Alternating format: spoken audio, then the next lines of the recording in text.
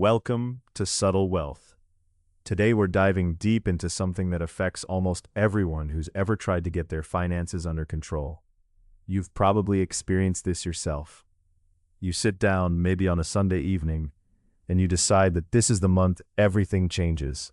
You create a budget. You map out exactly where every dollar goes. You feel motivated, energized even. You tell yourself that this time will be different. But then 3 weeks in, you find yourself at a coffee shop spending money you didn't plan to spend. You order takeout when you meant to cook at home. You justify a small purchase that wasn't in your budget. And slowly, almost without noticing, your carefully constructed budget falls apart. You're not alone in this experience. Countless people around the world struggle with the exact same pattern. They create budgets that fail. They set savings goals that never materialize. They wonder why their willpower seems to crumble when it comes to money. Here's what most people get wrong. They believe that budgeting is a math problem. They think if they can just get the numbers right, if they can just be disciplined enough, everything will work out. But the truth is far more complex and far more interesting. The reason your budgets fail isn't because you're bad at math or because you lack discipline. The real reason has everything to do with psychology. It has to do with how your brain is wired, how your emotions influence your decisions, and how your subconscious mind often works against your conscious intentions. Let's start with understanding what happens when you create a budget. On the surface, budgeting seems straightforward. You list your income, you list your expenses, you identify areas where you can cut back, you make a plan. The problem is that this rational, logical approach completely ignores the psychological forces that actually drive your spending behavior. Your brain isn't a spreadsheet. It doesn't operate purely on logic and reason. Instead, your brain is constantly processing emotional information, making snap judgments, and responding to environmental cues that you're not even consciously aware of. When you create a budget, you're essentially telling yourself no. You're creating restrictions. You're drawing lines that say you cannot spend money on this thing you want. And here's where psychology comes in. The human brain has a fascinating response to restriction. When you tell yourself you cannot have something, your brain actually becomes more focused on that thing. This is called psychological reactance. It's an automatic reaction where you feel like your freedom is being threatened, and you push back against the restriction. So when you create a strict budget that cuts out all the little things that bring you joy, your brain starts craving those things even more intensely. Think about it from an evolutionary perspective. Humans evolved in times of scarcity. Your ancestors never knew when the next meal would come, so when food was available, they ate as much as possible. They didn't have the luxury of saying, I'm going to eat moderately because I need to ration my food for the next month. That wasn't how survival worked. Instead, they took advantage of abundance whenever it appeared. This instinct is still hardwired into your brain today. When you try to restrict yourself, you're fighting against millions of years of evolutionary programming. But there's more to it than just evolution. There's also something called the scarcity mindset. When you impose restrictions on yourself through budgeting, you're creating a psychological state of scarcity. And studies have shown that when your brain is in scarcity mode, it actually becomes worse at making good decisions. Your cognitive capacity decreases. You have less mental energy for complex decision-making. You become more impulsive, not less. So ironically, the very act of creating a strict budget to save money can actually make you more likely to make poor financial decisions.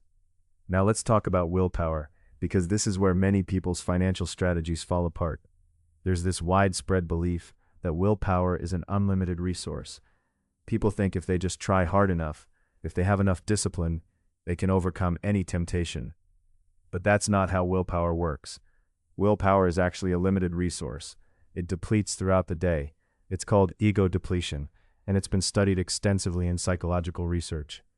Every decision you make, every time you resist a temptation, you're using up a portion of your willpower reserves. Imagine your willpower as a battery. When you wake up in the morning, your battery is fully charged. But every single decision throughout the day drains that battery. By the time evening comes around, your willpower battery is significantly depleted. This is why you might have perfectly good intentions in the morning, but by evening you're ordering delivery food or making impulse purchases online. It's not a character flaw. It's not because you lack discipline. It's because your willpower reserves are genuinely depleted. This is also why diets fail. This is why so many self-improvement efforts fail. People try to rely on willpower alone, and they don't account for the fact that willpower is a limited resource that gets depleted throughout the day.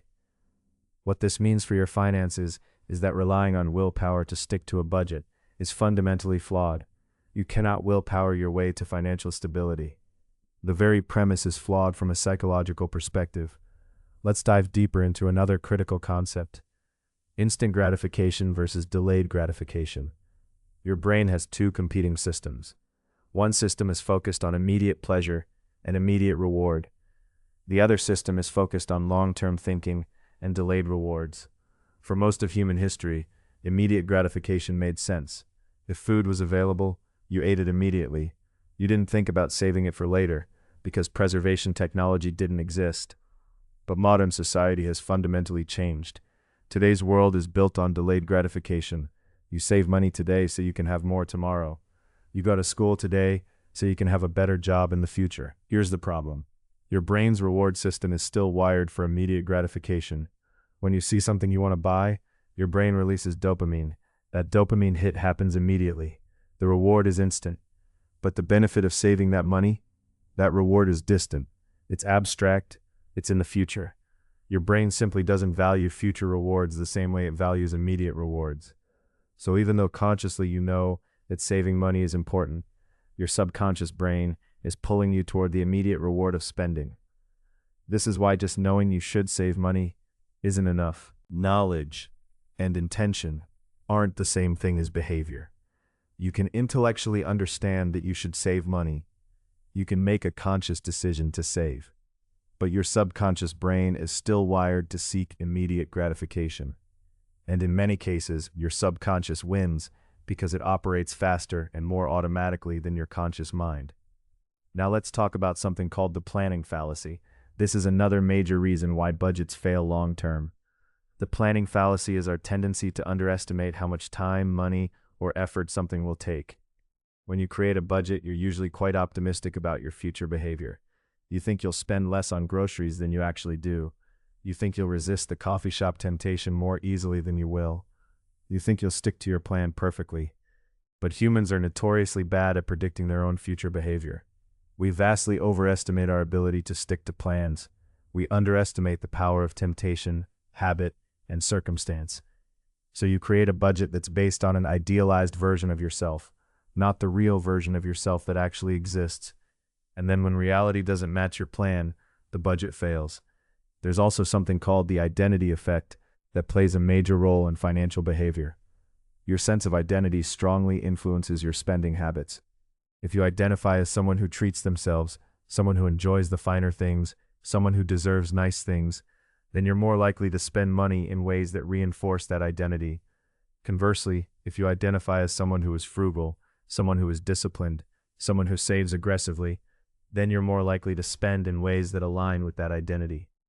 The problem is that most people trying to save money haven't actually updated their identity. They're still operating from an old identity while trying to impose new behaviors. They still identify as someone who spends, someone who indulges, someone who doesn't have the discipline to save. So when they face a temptation, their identity actually pulls them towards spending rather than saving. This is why simply trying to change your behavior without addressing your identity usually fails. Let's also explore the concept of loss aversion. This is a psychological principle that shows that humans feel the pain of loss roughly twice as strongly as they feel the pleasure of gain. So if you lose $100, that hurts twice as much as gaining $100 feels good. This has massive implications for budgeting. When you create a budget that requires you to cut back on spending, you're experiencing loss. You're losing the ability to spend freely. You're losing access to things you want. And because loss is psychologically painful, your brain naturally resists the budget. On the flip side, saving money doesn't feel like a gain. It feels abstract. You don't feel the positive emotion of having saved money until much later, if at all.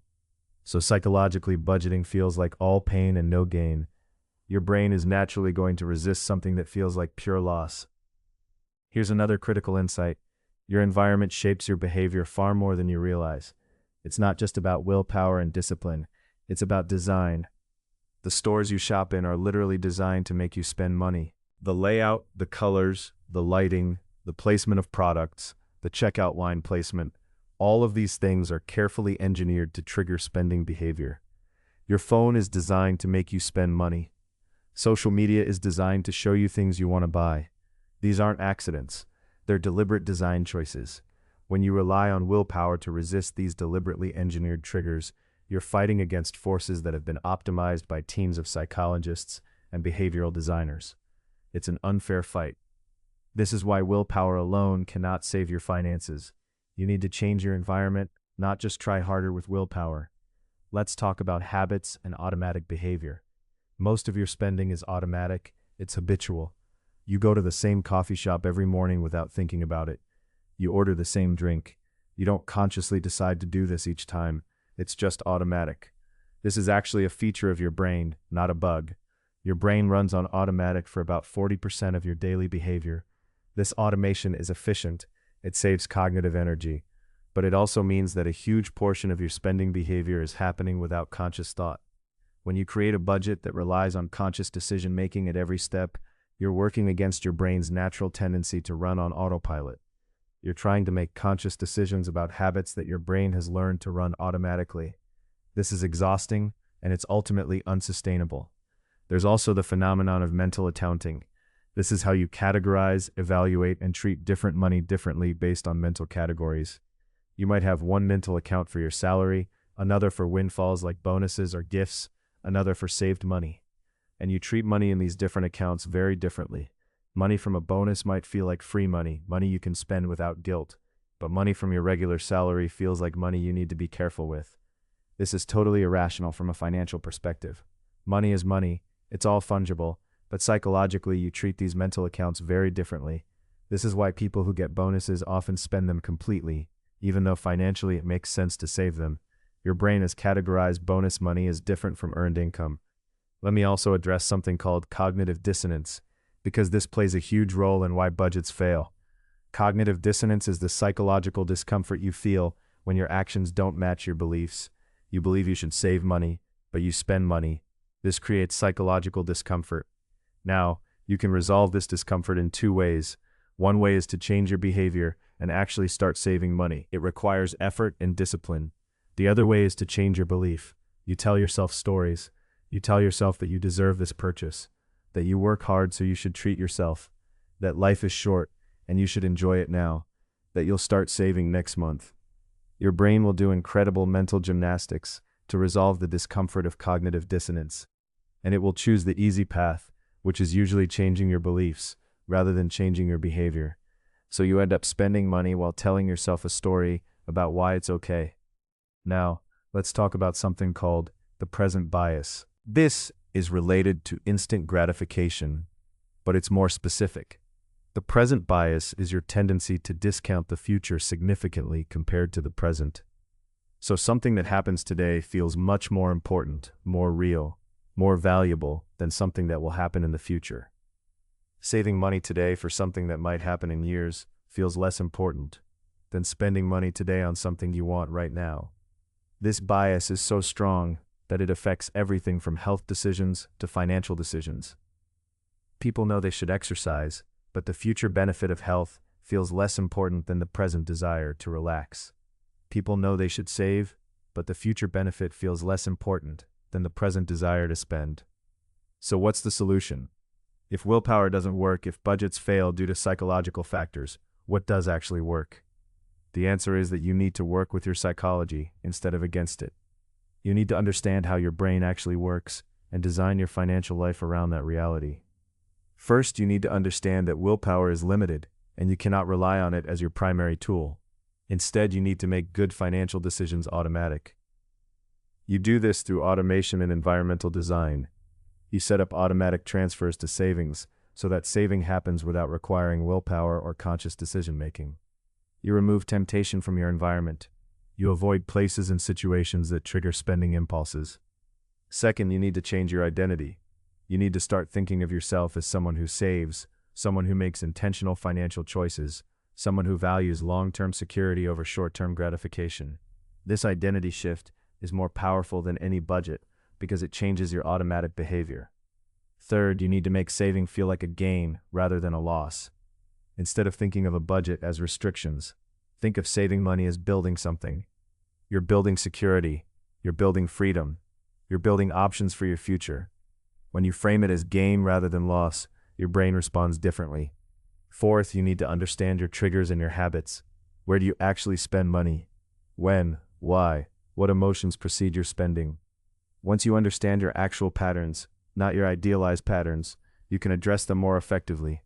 Fifth, you need to make the rewards of saving more immediate and tangible. This is harder because the natural reward of saving is distant. But you can create immediate rewards. You can celebrate small savings wins. You can visualize your future self and the security you're building. You can track your progress visually so the gains feel more real and immediate. The bottom line is this: your inability to save money is not a character flaw. It's not because you lack discipline. It's because you're trying to use willpower and conscious decision-making to override systems in your brain that are automatic and deeply rooted. The solution isn't to try harder. The solution is to understand your psychology and work with it instead of against it. That's the real path to lasting financial change.